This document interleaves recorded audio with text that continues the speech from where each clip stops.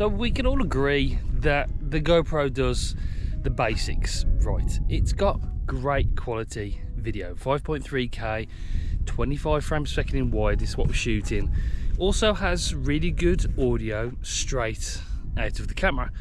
I've been using GoPros for several years now. I'm an Insta360 fan. If there's one camera I would pick up when I left the house, it would be the Insta360 X3 at the moment. In 2023, that's a camera I'd fully recommend. But I still have a soft spot for GoPro because we all know, let's admit, it does the basics right. It's got great quality video, great quality audio.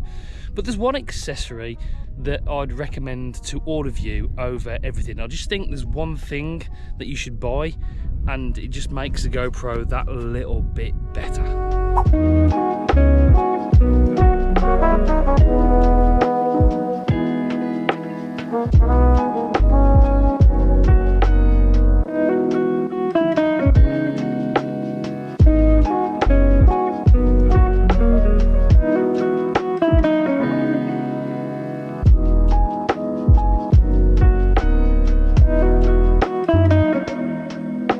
So this is it, we're using the HSU Windslayer. It's on the GoPro 11. This is the audio from the GoPro, nothing else. I'm just using the shorty selfie stick. It's a really simple and easy setup, and for the price you get two of these in the box, these HSU Windslayers. I'll link them in the description down below if you want to go and grab one. Every GoPro owner should own one of these accessories. It's an essential, and if I was going to recommend one accessory to a GoPro owner, this accessory would be that one, because it just makes all the difference to the audio. You've got great audio anyway, but when there's a little bit of wind, like there is up here, like a constant stream, a constant breeze, then it just stops all that. This is the audio with the Windslayer on, and we'll test it now with the Windslayer off, just the GoPro on its own.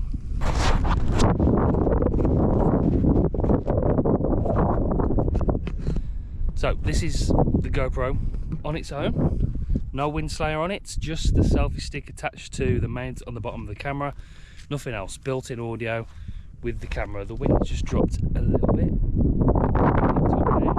and hopefully you can hear a little bit of wind in the audio. This is the audio, like a wind coming into my face here. We're quite high up here. This is my secret location for filming because there's always just me and the sheep and nobody else, which is great.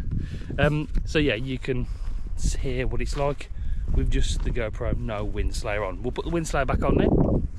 Okay, Windslayer back on. And for such a cheap and simple accessory, like I said, it's the must-have accessory for any GoPro owner. So that's why I'd fully recommend it.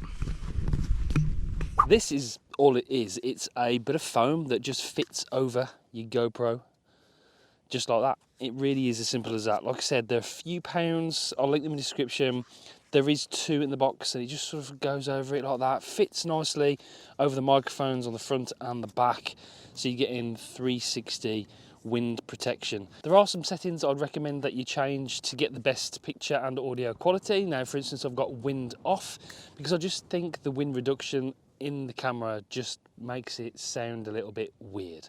That's why I'd fully recommend this. You get the wind protection from this wind muff, and you turn off in-body wind protection reduction, whatever it's called, in the menu, because I just don't like the way it sounds. Colour-wise, I've got it on natural, and I always reduce the sharpness down to medium or low because it just gives you sort of, I know cinematic is not the word, and it's used far too much in video these days, but it just gives it a nicer, softer, more pleasing image. Not cinematic, a more pleasing image. So that's what I do. And then everything else, 5.3K, 25 frames per second to match my other cameras, wide, and we've got hyper smooth on as well. So with the combination of the good audio, the great video, and the stabilisation, because you don't get very good stabilisation in cameras such as the new R10 that I'm shooting this with. The stabilisation, there's no in-body stabilisation, so that hyper smooth just makes everything look brilliant. So it's just definitely one of the cameras I would pick up and use on a daily basis. The stabilisation is brilliant, audio, video, fantastic. So I do fully recommend it. For me, I still think the Insta360 is more fun and intuitive to use and a lot more creative, but you just can't knock the quality of the GoPro. When it's not crashing and it's not corrupting files, it's fantastic. I have had some issues like that.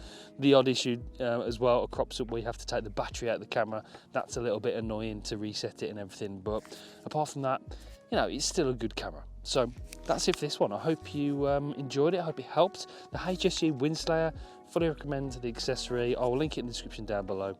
That's it for this one. I'll see you in the next one. Bye guys.